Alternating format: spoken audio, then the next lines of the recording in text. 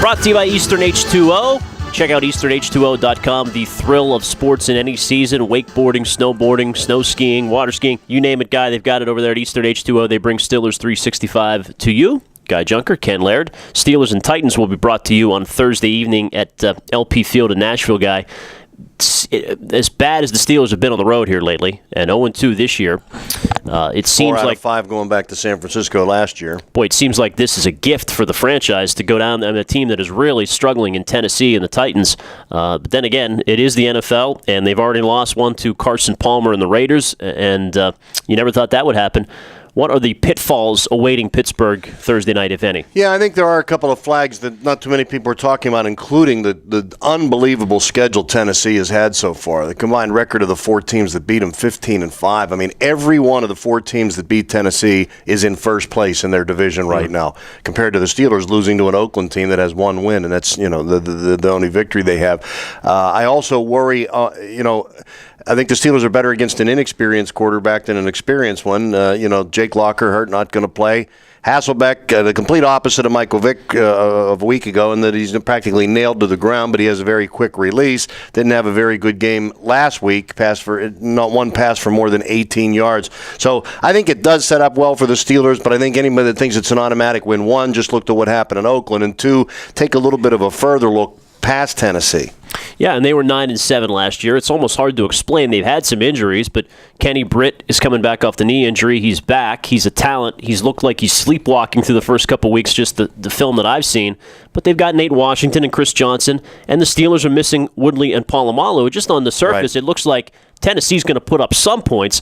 It will be on the Steelers' offense to continue this trend. 30 or more points allowed by that Titans team in every one of those games. Well, I've never heard a better explanation for talking to someone whose source you don't want to reveal than calling him a little birdie, as Myron used to. And I talked to one in Nashville yesterday, and he says the biggest problem with that team right now is they don't believe in their offensive coordinator, that they're all on different pages, arguing amongst themselves. They are a complete imploding mess. So that information kind of has me thinking that this isn't about Tennessee against the Steelers. It might be Tennessee against himself. Chris Palmer is their offensive coordinator. Wow. So we'll see if that continues to be a story down there or not. The Steelers' offense has been good.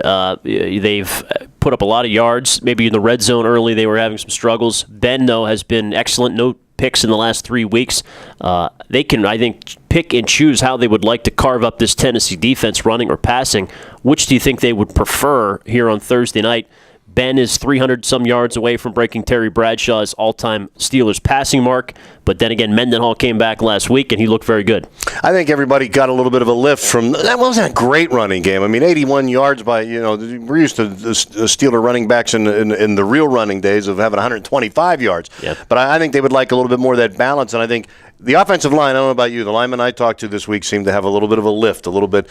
Willie Colon last week said they were embarrassed. That's his word at their running stats for the year, that was a source of embarrassment to them, and I think they all felt a little better. So not that Todd Haley's going to form his game plan on what makes his linemen feel good, but I think they will try to run like they did last week. And I don't know about you, but I feel a little more comfortable about winning a game the way they did against Philadelphia. It's a little more the Steeler way. Certainly you'd rather have them win 16-14 than lose 39-28 or like something like that. So they've been ball control, just in a different way. It is a little throwing the ball. It's a little strange to watch the Todd Haley offense. But it's the defense that I was happy with. Keeping the score down, even though the Steelers only had that one touchdown drive. You might say, well, geez, the offense didn't perform the way it has in the past. Sometimes you get in the middle of a game and you do things the way the game is going, and so you're not gonna do the exact same thing you did in a wide open game. But I just felt better about no big plays allowed defensively. You didn't have one of those cheap 65. One of the things that's driven me crazy is you talk about the ball control offense. They're averaging 33 minutes a game. They're controlling the ball, and then they give up a 65-yard touchdown run on the second play on the next series, and then the offense is right back out there again.